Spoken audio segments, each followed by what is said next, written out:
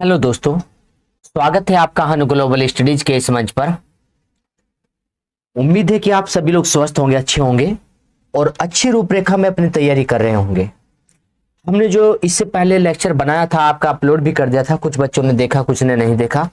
उसमें थोड़ा यूट्यूब पर प्रॉब्लम आ गई थी, वो लेक्चर थोड़ा आगे नहीं चल पा रहा था यूट्यूब पर, तो थोड़ी समस्या हो गई थी यूट्यूब से वहां पर। तो उसी को हम लोग दोबारा से बना रहे लेक्चर को, तो ध्यान देना जिसका ये टॉपिक था जो हम लोग देखते हैं ये सही नहीं हो पाया था, यूट्यूब पर समस्या थी उसकी, तो हम लोग दोबारा से अपलोड कर रहे हैं इसी लेक्चर को। जी ध्यान से सुनना सभी लोग। तो देखिए जरा यहाँ पर जी, हम लोग जो काम किया था इस पर जी, कुमाऊं के ताल हो चुके थे और गढ़वाल के हम लोगों ने किए थे जी। तो गढ़वाल के जो ताल थे जो हमने बना कर दिया था लेक्चर, वो सही नहीं चल पाया यूट्यूब पर, तो उसे दोबारा से अपलोड करना पड़ेगा हमें, तो ध्यान देंगे जरा। तो हम लोग जो देख रहे थे यहाँ पर जी, अध्याय नंबर 5 में उत्तराखंड नदी तंत्र, झील, ग्लेशियर, कुंडवा जलप्रपात, इसी में हम लोगों ने कुमाऊं के ताल पढ़ लिए थे। आज हम लोग इसी में गढ़वाल के ताल देखेंगे। तो गढ़वाल के ताल देखकर चलते हैं इसमें जरा हम लोग। आइए जरा देखिए, कुमाऊं मंडल की झील व ताल हम लोग कर चुके थे। जो कुमाऊं मंडल की झील या ताल थे, इन सभी तालों को जाना था, कौन कौन से ताल कुमाऊं में थे, इन्हें हमने पढ़ा था। कुमाऊं के तालों के लिए जो हम लोग एक यहाँ पर छोटी सी ट्रिक बताने जा रहे हैं, हो सकता है कुछ बच्चों के ताल याद करने में बड़ी समस्याएं आई हो, तो हम लोग देखे जरा, इन पर हम लोग काम कर सकते हैं शॉर्ट ट्रिक से भी। लिखवा देते हैं, आप लोग भी कॉपी में लिख लेना, इन्हें अपने पेज पर लगा लेना, चिपका कर परीक्षा वाणी में लगा देना। तो हम लोग देखते हैं यहीं पर जरा, कुमाऊं के प्रमुख तालों में नैनीताल को पढ़ चुके थे हम लोग पहले। तो नैनीताल में एक ट्रिक है, सभी लोग नोट कर लेना, नोट नहीं करवा रखी है। नैनीताल, नैनीताल के जो ताल है, नैनीताल के ताल, कौन कौन से ताल नैनीताल में है, ज्यादा ताल होने के कारण हमें थोड़ा ट्रिक का सहारा लेना पड़ा है, तो हम लोग बताते हैं जरा जी। नैनीताल के प्रमुख ताल कौन कौन से होंगे, यहां पर हम लोग लिख सकते हैं ट्रिक को। कल, कल से, सासू मां के नैनों में भी,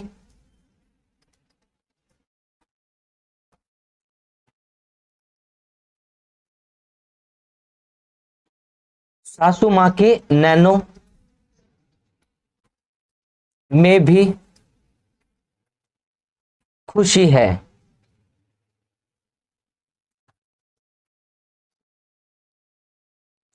हम लोगों ने एक ट्रिक लिखी है, कल से सासू मां के नैनों में भी एक खुशी है।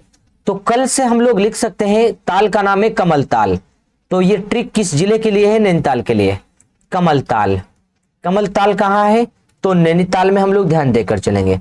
और जो से है यहां पर, इसे कह सकते हैं सड़िया ताल। से हम लोग कह सकते हैं सड़िया ताल, सड़िया ताल, ये कहां मिलेगा? नैनीताल में।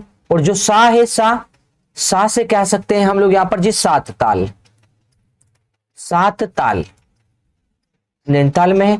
और जो सू है, इसे कह सकते हैं सूखा ताल, सूखा ताल। तो सात ताल नैनीताल में है। और मां से क्या बना सकते हैं यहां पर जी? मलवा ताल, मलवा ताल। ये नैनीताल के तालों के लिए जान रहे कि नैनीताल में कौन कौन से ताल है, उन्हें जान रहे जी। अब ने से क्या बना सकते हैं? नैनीताल, नैनीताल। और नो से क्या बना सकते हैं? नौकुचिया ताल, नौकुचिया ताल, नो से बना सकते हैं। उसी के साथ में भी से क्या बना सकते हैं? भी से, में से कुछ नहीं बनाएंगे, के से कुछ नहीं बनाएंगे, भी से बना सकते हैं जी भीमताल। और देखो जो खुशी लिखा है यहां पर जी, इसे में ख से क्या बना सकते हैं? ख से, तो ख से बना सकते हैं जी हम लोग खुरपा ताल, खुरपा ताल। या हम लोग कह सकते हैं पूरे खुशी से भी आप लोग खुरपा ताल ही लिख ले, केवल खुरपा ताल। और जो ह बचा है, ह से लिख लेंगे हरीश ताल।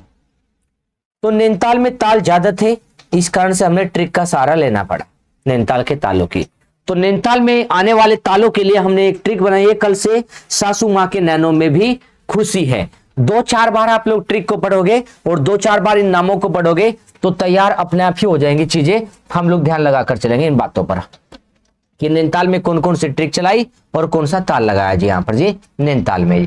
इसी के साथ में चंपावत में कुछ ताल थे जो पीछे पढ़ा चुके हैं, उसकी भी एक छोटी सी ट्रिक हम आपको लिखवा देते हैं। चंपावत के जो चंपावत जिला है, चंपावत के ताल, तो चंपावत के कौन कौन से ताल हैं उनके लिए भी हम लोग आपको बता देते हैं। चंपावत के ताल के लिए इसमें लिख सकते हैं कल, स्वामी, कल शाम कर सकते हैं हम लोग, पहले शाम लिखेंगे। आइए, कल शाम स्वामी झिलमिल में थे, झिलमिल में थे। कल से क्या बना सकते हैं हम लोग यहां पर जी, कोलीढेक झील, कोलीढेक झील चंपावत की है ये कोलीढेक झील। कोलीढेक झील कहां है, चंपावत में। और शाम से श्यामा ताल, श्यामा ताल कहां का है, चंपावत। और स्वामी से स्वामी ताल, स्वामी ताल कहां का है जी, चंपावत। और झिलमिल से झिलमिल ताल, ये कहां का है, चंपावत। विशेषता इनकी सारी आपको लिखवा रखी है जी, हम लोगों ने अंडरलाइन करवा रखी है जी। पिछले लेक्चर को उठाना, वहां से अंडरलाइन की हुई सारी विशेषताएं। चलिए जी आगे चलते हैं जी नेक्स्ट ताल पर जी, हम लोग गढ़वाल मंडल के ताल देखते हैं। आइए जरा, ये देखो यहां पर लिखे जी, आज हमें पढ़ना है जी टॉपिक, हमारा टॉपिक है आज का गढ़वाल मंडल की झील व ताल। ये टॉपिक है जी आज हमारा, गढ़वाल मंडल की झील व ताल का टॉपिक देखेंगे। और गढ़वाल की सर्वाधिक झीलें कहां मिलेगी, हम लोग कहेंगे गढ़वाल क्षेत्र की सर्वाधिक झीलें व ताल कहां है, चमोली जिले में। चमोली जिले में गढ़वाल क्षेत्र की सर्वाधिक झीलें व ताल देखने को मिलेगी, अंडरलाइन करके चलेंगे हम लोग चमोली में। तो गढ़वाल क्षेत्र में सर्वाधिक ताल व झील चमोली जिले में पाई जाती है, हमें देखकर चलना है ये पॉइंट। देखे जरा जी आगे, आगे जानते हैं हम लोग चीजों को जरा। अगर प्रश्न ये बन जाए कि उत्तराखंड के सर्वाधिक तालों वाला जिला कौन सा है, तो भी चमोली है। तो हम लोग देखेंगे उत्तराखंड के सर्वाधिक ताल, उत्तराखंड के सर्वाधिक ताल भी किस पर लिख देंगे, चमोली। गढ़वाल के तो है ये, साथ में उत्तराखंड के भी। उत्तराखंड के सर्वाधिक ताल व जिला भी कहां है, तो चमोली में। उत्तराखंड के सर्वाधिक ताल व जिला वाला ताल कौन सा मिलेगा, तो हम लोग देखकर चलेंगे चमोली में मिलेगा, जो गढ़वाल में भी और उत्तराखंड में भी सर्वाधिक ताल कहां मिलेंगे हमें, चमोली में। देखकर चलेंगे। अभी एक बॉक्स बना है, इस बॉक्स में गढ़वाल मंडल की झील व ताल लिखी है। अब देखो यहां पर ध्यान देना कि सहस्त्र ताल, यम ताल, महासर ताल, बासुकी ताल, मंसूर ताल, अप्सरा ताल, भिलंग ताल, ये सारे ताल कहां मिलेंगे, टिहरी में मिलेंगे। यहां से लेकर यहां तक के सारे ताल टिहरी में। इनका लॉजिक बताएंगे जी हम लोग आपको जी। अब देखो आगे जरा,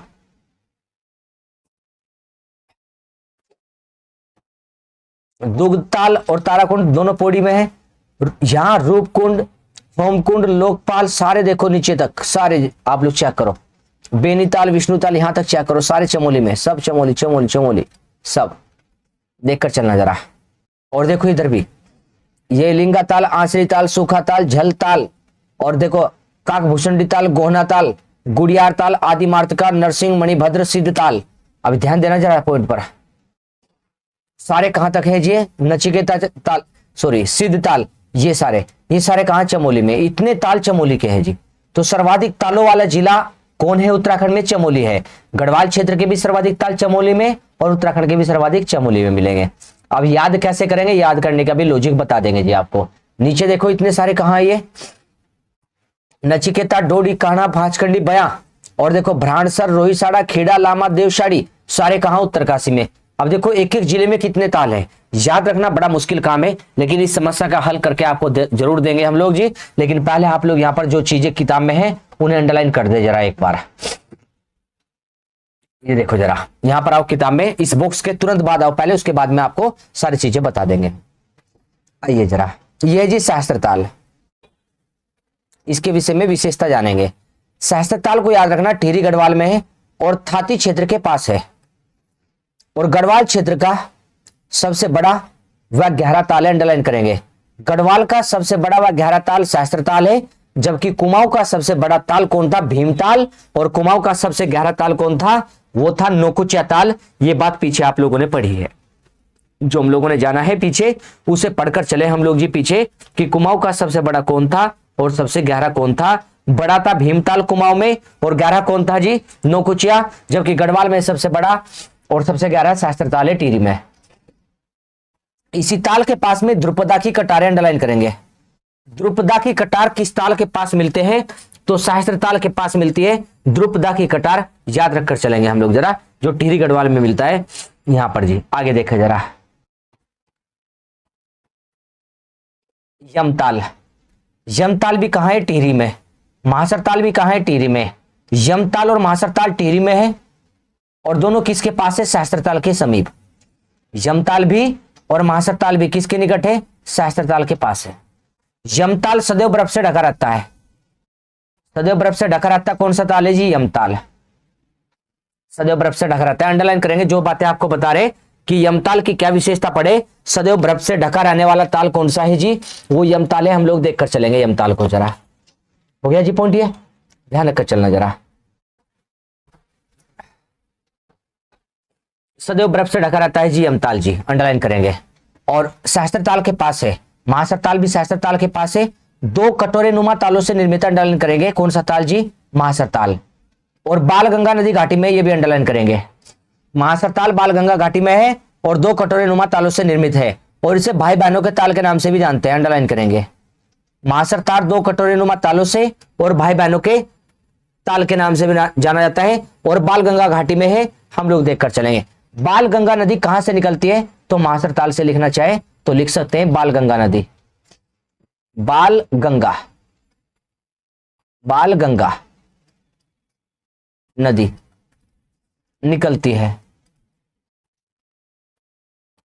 बाल गंगा नदी निकलती है कहां से जी, महासर ताल से, अंडरलाइन करेंगे। शास्त्रताल के विषय में हम लोग एक पॉइंट लिखना चाहे तो लिख सकते हैं शास्त्रताल में पीछे, यहां से कौन सी नदी निकलती है, शास्त्रताल से पिंगल नदी। पिंगल नदी शास्त्रताल से लिखना चाहे तो लिख सकते हैं, पिंगल नदी निकलती है। पिंगल नदी का उद्गम है या निकलती है, पिंगल नदी निकलती है कहां से, शास्त्रताल से, और महासर ताल से बाल गंगा नदी निकलती है। देखकर चलेंगे जरा हम लोग।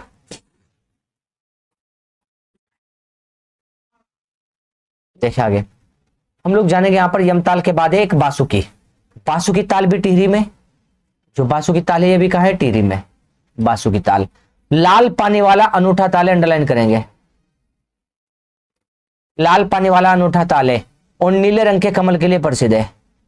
लाल पानी वाला ताल है और नीले रंग के कमल के लिए प्रसिद्ध है बासुकी ताल। मंसूर ताल कहां पड़ता है जी, टिहरी में। बासुकी ताल को अंडरलाइन करके चलना, बासुकी ताल है जो टिहरी में है, लाल पानी वाला ताल है और नीले रंग के कमल के लिए प्रसिद्ध है बासुकी ताल जी। बासुकी ताल टिहरी में है, थोड़ा सा रुद्रप्रयाग में भी जा रहा है लेकिन टिहरी मुख्य रूप से है। मंसूर ताल देखो जरा, मंसूर ताल टिहरी गढ़वाल में, घुत्तू के क्षेत्र में, टिहरी गढ़वाल में घुत्तू के पास पड़ता है। इसके ठीक सामने खतलिंग ग्लेशियर है, बहुत इंपॉर्टेंट बात है ये। खतलिंग ग्लेशियर किस ताल के पास है, तो मंसूर ताल के ठीक सामने खतलिंग ग्लेशियर है। और देखो जरा, खतलिंग ग्लेशियर किसके पास, भिलंगना नदी की सहायक दूध गंगा का उद्गम होता है, और दूध गंगा हिमनद। देखो हमने कहा कि खतलिंग ग्लेशियर से कौन सी नदी निकलती है, पहला पॉइंट तो ये है हमारा, हमें देखकर चलना खतलिंग से। तो खतलिंग से निकलती है भिलंगना, भिलंगना, भिलंगना नदी। भिलंगना नदी कहां से निकलती है, खतलिंग से। भिलंगना नदी निकलती है खतलिंग से। और दूध गंगा कहां से निकलती है, मंसूर ताल से। मंसूर ताल से, मंसूर ताल लिखा ना ये, तो हम लोग लिख सकते हैं यहां पर जी, मंसूर ताल से निकलती है। मंसूर ताल से दूध गंगा और खतलिंग ग्लेशियर से भिलंगना, दोनों को याद रख के चलना। और मंसूर कहां है, टिहरी में। और टिहरी में यहां देखो राजहंस देखने को मिलते हैं, यहीं पर अंडरलाइन करके चलेंगे। मंसूर ताल में हम लोग देखेंगे राजहंस देखने को मिलते हैं, और मंसूर ताल खतलिंग ग्लेशियर के ठीक सामने है, और मंसूर से दूध गंगा निकलती है और खतलिंग से भिलंगना नदी निकलती है। देखकर चलेंगे जरा इसे आगे। एक ताल है जी अप्सरा ताल। अप्सरा ताल भी कहां है जी, टिहरी में। अप्सरा ताल टिहरी में है, और किसके निकट है जी, बूढ़ा केदार के, अंडरलाइन करेंगे ये बात भी। टिहरी में बूढ़ा केदार के पास है जी, टिहरी में बूढ़ा केदार के निकट कौन है जी, अप्सरा ताल। यहां हिमालय की अप्सराएं स्नान करती थी, और इसे अछरी ताल के नाम से भी जानते हैं, अंडरलाइन करेंगे। अप्सरा ताल को ही अछरी ताल कहते हैं, और यहाँ पर क्या है जी, हिमालय की अप्सराएं स्नान करती थी, जो अप्सरा ताल है यहाँ पर जी। देखें जी जरा आगे, रूपकुंड, आगे चलते हैं जरा, चमोली के क्षेत्र में जी। रूपकुंड चमोली जिले में है, और चमोली जिले में बेदनी जो बुग्याल है उसके निकट, अंडरलाइन करेंगे, इंपोर्टेंट पॉइंट है ये। चमोली जिले में बेदनी बुग्याल के निकट है, जो बात बता रहे केवल उतनी ही अंडरलाइन करना, बाकी चीजें छोड़कर चलना जी। बेदनी बुग्याल के निकट है, और शिव पार्वती जी ने कैलाश जाते हुए इस झील का निर्माण किया था। इस झील का निर्माण शिव पार्वती जी ने कैलाश जाते हुए किया था। रूपकुंड का बेदनी बुग्याल के निकट है, और माता पार्वती ने अपने सौंदर्य का आधा भाग इसी कुंड में छोड़ दिया था। तो शिव पार्वती जी से जुड़ा हुआ है, और माता पार्वती जी ने अपने सौंदर्य का आधा भाग इसी कुंड में छोड़ दिया था, रूपकुंड में। और रूपकुंड कहां पर पड़ता है जी, चमोली में। अंडरलाइन करके चलेंगे, जो रूपकुंड के विषय में हम लोग जान रहे हैं यहां पर जी। रूपकुंड कहां पर है, तो चमोली में है, और इसी के विषय में हम लोग जानकर चलेंगे जरा, रूपकुंड के विषय में।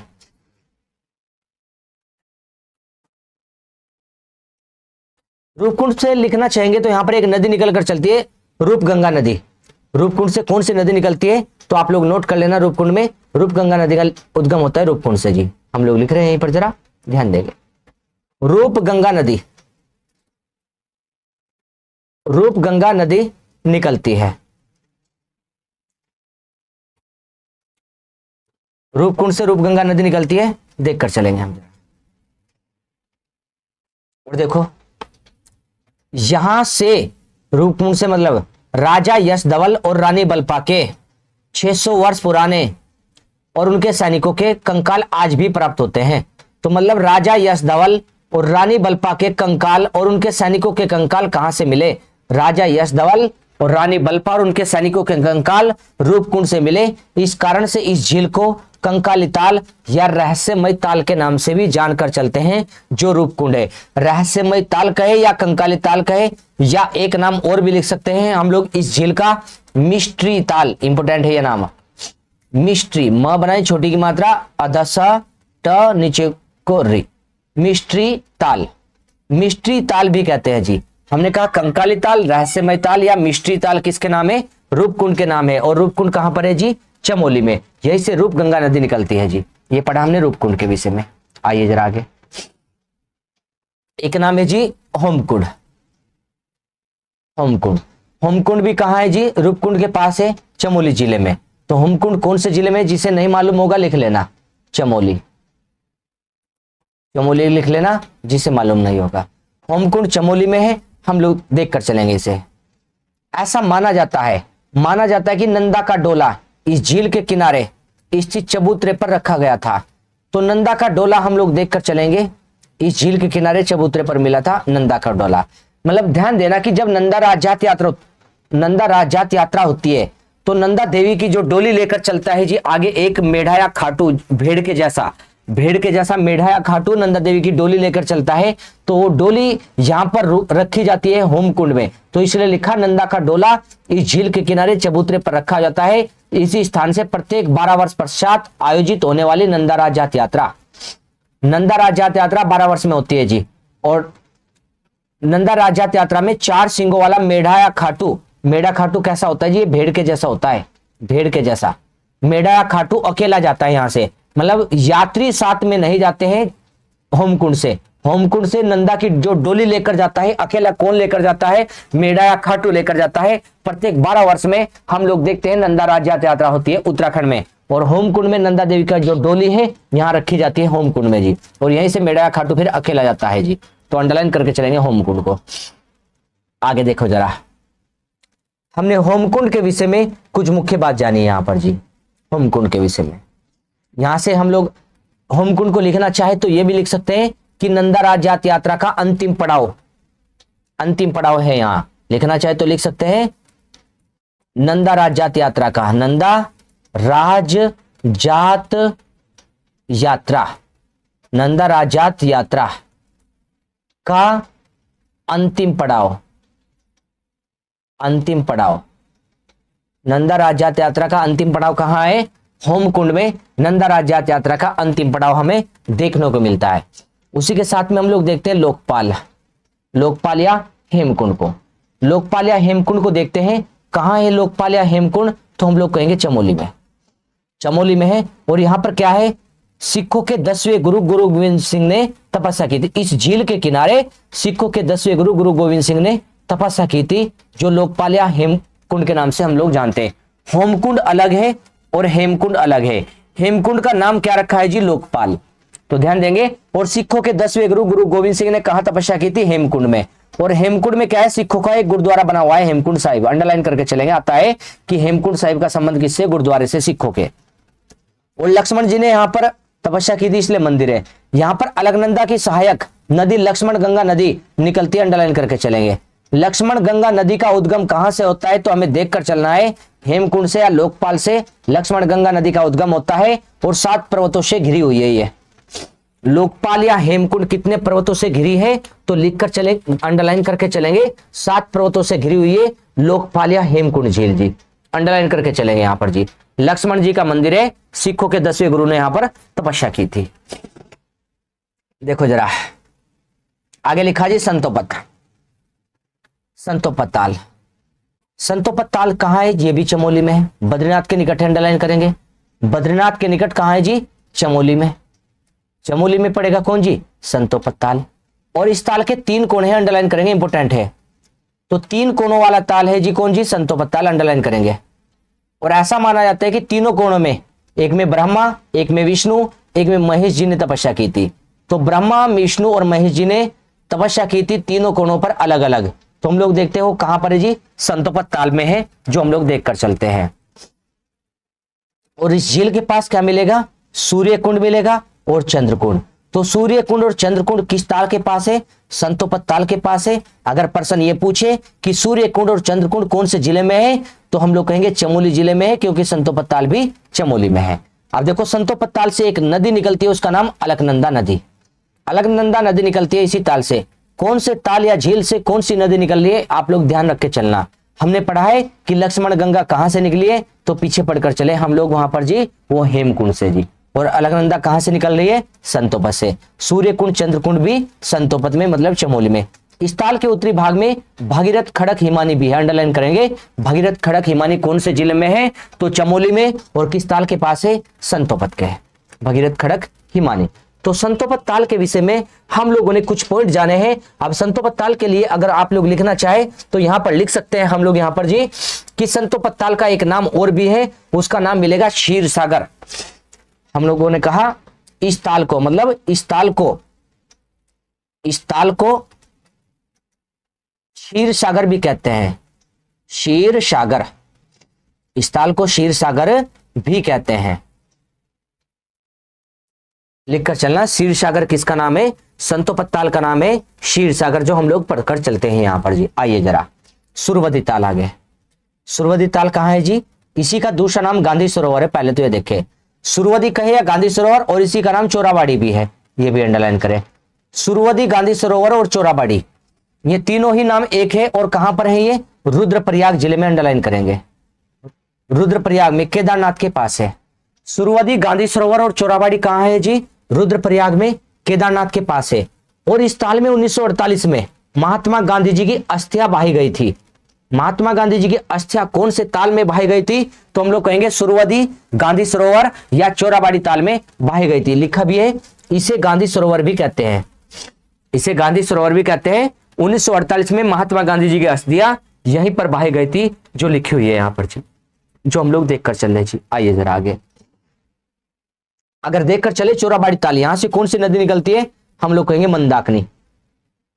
मंदाकिनी, मंदाकिनी नदी, मंदाकिनी नदी निकलती है। मंदाकिनी नदी निकलती है कहां से, चोराबाड़ी ताल से मंदाकिनी नदी का उद्गम होता है। आप लोग लिखकर चलेंगे मंदाकिनी नदी कहां से निकलती है, सुरवदी ताल, गांधी सरोवर ताल या चोराबाड़ी ताल से। इसी ताल के टूटने से क्या आई थी, केदारनाथ आपदा 2013 में। हम लोग देखेंगे चोराबाड़ी ताल किससे जुड़ा है, 2013 की केदारनाथ आपदा से। 2013 की केदारनाथ आपदा, केदारनाथ आपदा से कौन सा ताल जुड़ा है, तो हम लोग कहेंगे चोराबाड़ी ताल 2013 की केदारनाथ आपदा से जुड़ा हुआ है। तो हमने अभी क्या जाना यहां पर, हमने अभी पढ़ा जी केदारनाथ आपदा से जुड़ा हुआ सुरवदी या गांधी सरोवर ताल, और कहां है जी, रुद्रप्रयाग में। आइए जरा आगे लिखा जी विरही ताल या गोना झील। आगे हम लोग देखकर चलते हैं गोना झील या विरही ताल कहां पड़ेगा, तो देखकर चलेंगे इसे भी जरा। देखो जरा ये लिखा है यहां पर जरा, विरही ताल या गोना झील, ये चमोली में है। विरही ताल या गोना झील कहां है, चमोली जिले में। और चमोली जिले में है, हम लोग ध्यान रखकर चलेंगे, विरही ताल या गोना झील। ये 1895 में हम लोग देखकर चलेंगे अस्तित्व में आई थी जी। 1895 में ब्रिटिश शासनकाल में यहाँ पर नाव चला करती थी। तो गोना झील हम लोग देखेंगे कब अस्तित्व में आई थी, 1895। 1895 में 80 तत्व में आई थी, बनी थी ये 80 तत्व में आई थी 1895 में। कौन आई थी जी, विरही ताल या गोना झील कहां पर है, चमोली में। विरही गंगा नदी निकलकर चलती है, यहां से याद रखेंगे। एक है जी आपका बेनीताल, बेनीताल भी कहां है, चमोली में। कर्णप्रयाग से नंदप्रयाग की ओर लगभग 30 किलोमीटर की दूरी पर हम लोग देखकर चलेंगे बेनीताल। चमोली याद रखिए जी आप लोग, जो हम लोग पढ़कर चलते हैं बेनीताल के लिए जी। अब देखो बेनीताल में क्या अंडरलाइन करेंगे, यहां पर एक मंदिर दिया होगा बेनीताल में, दिखाते हैं कहां से, ये रहा जी। बेनीताल के निकट नंदा देवी का मंदिर है, बस इतनी बात अंडरलाइन करना। पहले तो बेनीताल के निकट क्या मिलेगा जी, नंदा देवी का मंदिर मिलेगा। और बेनीताल कहां पड़ेगा, तो बेनीताल आपका चमोली में पड़ेगा, जो हम लोग देखकर चले बेनीताल के विषय में जी। अब बेनीताल चमोली में है, इसे अंडरलाइन करके चलना जी। आगे देखो लिंगाताल, लिंगाताल भी चमोली में। और चमोली में कहा, फूलों की घाटी के मध्य, ये भी अंडरलाइन रखना, फूलों की घाटी के मध्य जी जो, और इसे आंचरी ताल भी कहते हैं, इस बात को अंडरलाइन करना। फूलों की घाटी के मध्य लिंगाताल और आंचरी ताल कहते हैं, चमोली जिले में है। जितनी बात बता रहे केवल उतनी अंडरलाइन करना, अन्यथा याद नहीं होंगे और पेपर में आने के लिए अगर ज्यादा पढ़ोगे आप लोग जी, चीजें मिलने की देखने को अनावश्यक प्रयास करोगे फिर आप जी। मार्त का ताल, मार्त का ताल देखे चमोली में, चमोली में ये भी फूलों की घाटी में। अंडरलाइन रखना, प्रश्न बन जाता है कभी कि फूलों की घाटी में कौन से ताल है, कौन से ताल नहीं है। तो लिंगा ताल और फूलों की घाटी में है, और मार्त का ताल भी फूलों की घाटी में स्थित लिंगा ताल के उत्तर में है। तो हम लोग देखें लिंगा ताल के निकट है मार्त का। और लिंगा ताल के बाद हमने लिंगा ताल को आंचरी ताल कहा और मार्त का ताल को देवियों का ताल कहा, या मार्त शक्ति का ताल कहा। मातृ शक्ति का या देवियों का ताल कौन सा है, मातृ का ताल। नरसिंह ताल देखो, नरसिंह ताल कहां पड़ेगा, ये भी चमोली में है। नरसिंह ताल भी कहां है जी, चमोली लिख लेना जिसे मालूम नहीं, चमोली। नरसिंह ताल भी चमोली में। मार्त का ताल से आगे है, यह मार्त का और लिंगा ताल से छोटा है, चमोली में है। और मार्त का ताल और लिंगा ताल से छोटा ताल है नरसिंह ताल, इस बात को भी अंडरलाइन करना है। आगे मिलता है जरा सिद्ध ताल, कभी कभी प्रश्न बन जाता है, मार्त का, नरसिंह और लिंगा में कौन सा छोटा ताल है। तीनों चमोली में, तीनों फूलों की घाटी में है। और छोटा ताल कौन सा मिला जी, हम लोग देखकर चलेंगे जी, नरसिंह ताल। आगे सिद्ध ताल, सिद्ध ताल भी कहां है, ये भी चमोली में, चमोली में। नरसिंह ताल के पास है, ये भी चमोली में। अब देखो नचिकेता ताल, नचिकेता ताल कहां, उत्तरकाशी जिले में। नचिकेता ताल हमने जानना है, जो इंपोर्टेंट ताल है उनके विषय में जरा आइए जरा। नचिकेता ताल कहां मिलेगा, उत्तरकाशी जिले में मिलेगा, जो नचिकेता ताल है। और हम लोग पढ़कर चलेंगे नचिकेता के विषय में। राजा उदलक के पुत्र नचिकेता के नाम पर ही इसका नाम नचिकेता पड़ा है। राजा उदलक के पुत्र नचिकेता के नाम पर ही इसका नाम नचिकेता ताल रखा गया है। हम लोग देखकर चलेंगे, उत्तरकाशी में है नचिकेता ताल, उदलक के पुत्र नचिकेता के नाम पर पड़ा। आगे देखेंगे डोडी ताल, डोडी ताल कहां है, उत्तरकाशी जिले में। डोडी ताल कहां पर है, उत्तरकाशी जिले में, जो डोडी ताल 6 कोनों वाला ताल है जी, डोडी ताल 60 कोण ताल है। सुंदर मछलियों के लिए या द्राउड़ के लिए प्रसिद्ध है जी डोडी ताल। सुंदर मछलियों या द्राउड़ के लिए प्रसिद्ध हो रहा जी, कौन सा जी, डोडी ताल, सुंदर मछलियों के लिए। और यहां इसके चारों ओर भोजपत्र के वृक्ष मिलते हैं, अंडरलाइन करना डोडी ताल में। बिना जल वाला ताल है जी, इस कारण से इसे काणा या अंधा ताल कहते हैं। यहां पर अब जल नहीं है, जल समाप्त हो चुका है यहां से जी, इस कारण से इसे काणा या अंधा ताल के नाम से जानते हैं हम लोग डोडी ताल को जी। तो डोडी ताल में ध्यान देकर चलना कि डोडी ताल को किस प्रकार से याद रखेंगे कि उत्तरकाशी जिले में है और 6 कोणों वाला ताल है, बिना जल वाला काणा या अंधा ताल है, कौन जी, डोडी ताल। और डोडी ताल में ही देखेंगे द्राउड़ मछलियां पाई जाती है। द्राउड़ मछलियां कहां मिलती है, सुंदर द्राउड़ मछलियां, तो डोडी ताल में मिलती है सुंदर द्राउड़ मछलियां, जो हम लोग देखकर चलते हैं। डोडीताल से एक नदी निकलती है, उसे भी देखेंगे। लेकिन पहले लिखा है यहाँ पर देखो, इस स्थल को गणेश जी की जन्मस्थली माना जाता है। मतलब गणेश जी का जन्म कहाँ हुआ था ऐसा बताया गया है, डोडीताल में हुआ था, ऐसा लिखा है यहाँ पर जी। उसी के साथ में हम लोग देखकर चलेंगे, डोडीताल में ही एक नदी निकलती है, उसका नाम असी गंगा नदी। हम लोग यहाँ पर लिखेंगे कहीं जरा ध्यान से कि असी गंगा नदी। अब देखो जरा,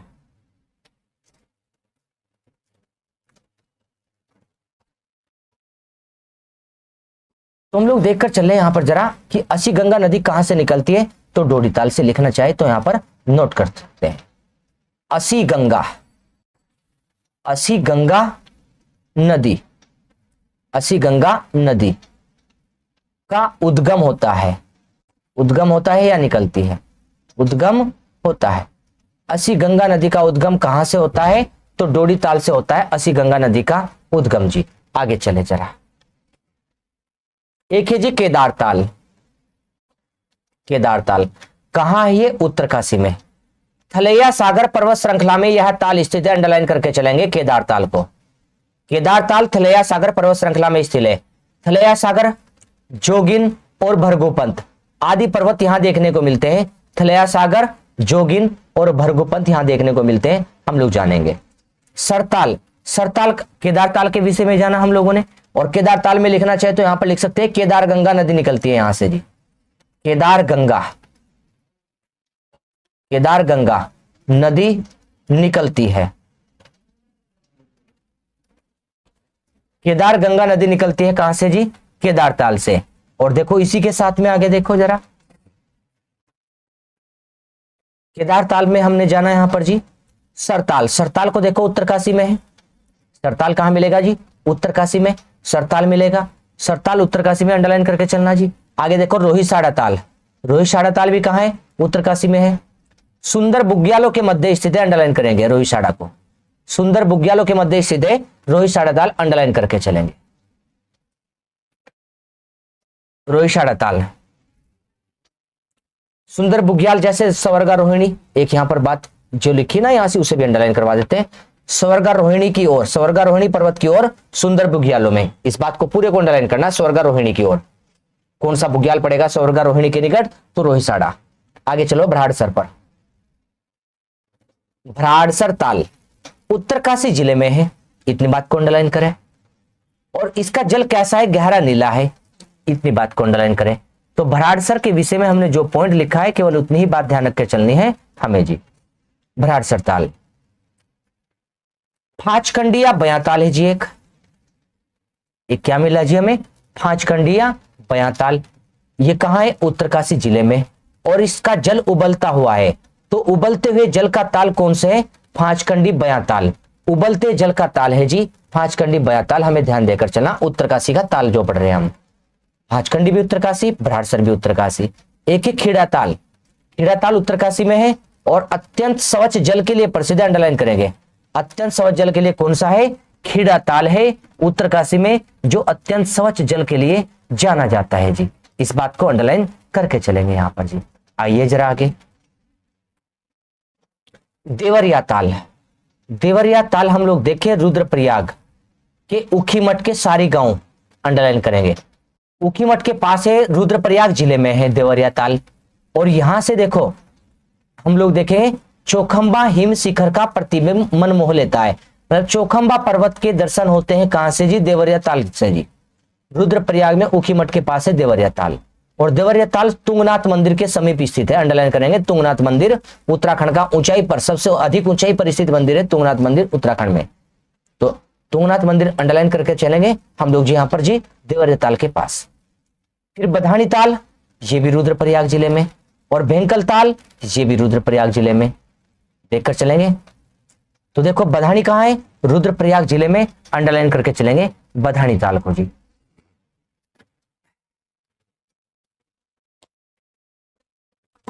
ध्यान देंगे जरा, हम लोग जो पढ़ रहे हैं यहां पर जी बधानी ताल रुद्रप्रयाग जिले में पढ़ रहा है। इससे पहले एक पीछे भी पढ़ा आप लोगों ने चोराबाड़ी, चोराबाड़ी भी तो रुद्रप्रयाग में पढ़ा था आप लोगों ने। तो बधानी ताल भी यहीं पर है। तो यहाँ पर जो बधानी ताल है इसमें हम लोग यहाँ पर अंडरलाइन करेंगे रुद्रप्रयाग जिले में। और एक पॉइंट लिख देंगे यहाँ पर जी बधानी ताल पर, लाल काली व सफेद मछलियों के लिए प्रसिद्ध है। अब देखो मछलियों में भी लाल काली व सफेद, लाल काली व सफेद मछलियों के लिए, लाल काली व सफेद मछलियों के लिए प्रसिद्ध, मछलियों के लिए प्रसिद्ध है। तो देखकर चलेंगे बधानी चाल जी, लाल काली व सफेद मछलियों के लिए प्रसिद्ध है, हम लोग इसे ध्यान रखेंगे जी। अब देखो भेंकल ताल कहां है? रुद्रप्रयाग जिले में, बधान के पास है। और आकार कैसा है? अंडाकार। अंडाकार आकार किसका जी? भेंकल ताल का आकार कैसा है? अंडाकार है, जो भेंकल ताल का आकार हम लोग पढ़कर चलेंगे यहां पर जी। आकार कैसा मिल रहा है जी? अंडाकार। ये हम लोगों ने ताल से रिलेटेड पॉइंट जाने हैं। अब एक देवरिया ताल लिखा है, देवरिया ताल, ये देखो जरा, इस पर एक पॉइंट और ऐड कर सकते हैं हम लोग यहां पर कि उत्तराखंड का सबसे ऊंचाई पर स्थित ताल, देवरिया ताल लिख सकते हैं यहां पर जी। तो उत्तराखंड का हम लोग देखकर चलेंगे सबसे ऊंचाई पर, ये देखो जरा देवरिया ताल। तो देवरिया ताल पर यहीं पर नोट कर सकते हैं हम लोग उत्तराखंड का सबसे ऊंचाई पर, सबसे ऊंचाई पर, सबसे ऊंचाई पर स्थित ताल। उत्तराखंड का सबसे ऊंचाई पर स्थित ताल कौन सा है जी? देवरिया ताल उत्तराखंड का सबसे ऊंचाई पर स्थित ताल है। तो हम लोगों ने जो ताल से संबंधित जो कॉन्सेप्ट दिया, ताल से संबंधित जो बातें लिखी थी यहाँ पर व्याख्या में, परीक्षावाणी में, उन्हें अंडरलाइन करवा दिया है। अब ताल से संबंधित जो पॉइंट है केवल ये बॉक्स वाला रह गया आपका जी, जो ताल का बॉक्स है गढ़वाल का, ये वाला।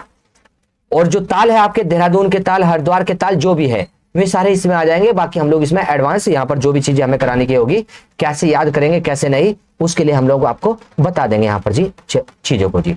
तो मिलते हैं नेक्स्ट क्लास में आप लोगों से। इसी प्रकार से आप लोग अच्छे रूपरेखा में अपनी तैयारी को करते रहिए। और जहां पर भी आप लोगों को चीजें लगती है कि आपको इन चीजों की आवश्यकता है, पढ़ाई से रिलेटेड जो भी लगता है, तो आप लोग कमेंट सेक्शन में छोड़ सकते हैं आप लोग जी। तो मिलते हैं नेक्स्ट क्लास में आप लोगों से हम लोग। ध्यान रखिए और अच्छे से पढ़ाई करिए आप लोग जरा, एग्जाम आपके सामने आने वाले हैं बिल्कुल जी। और पूरा प्रयास है हमारा यहाँ पर कि परीक्षावाणी आप लोगों के लिए अच्छी साबित हो, आने वाले एसआई एग्जाम के लिए भी और अपर पीसीएस के लिए भी और आबकारी के लिए भी। तो मिलते हैं नेक्स्ट क्लास में आप लोगों से हम लोग। धन्यवाद।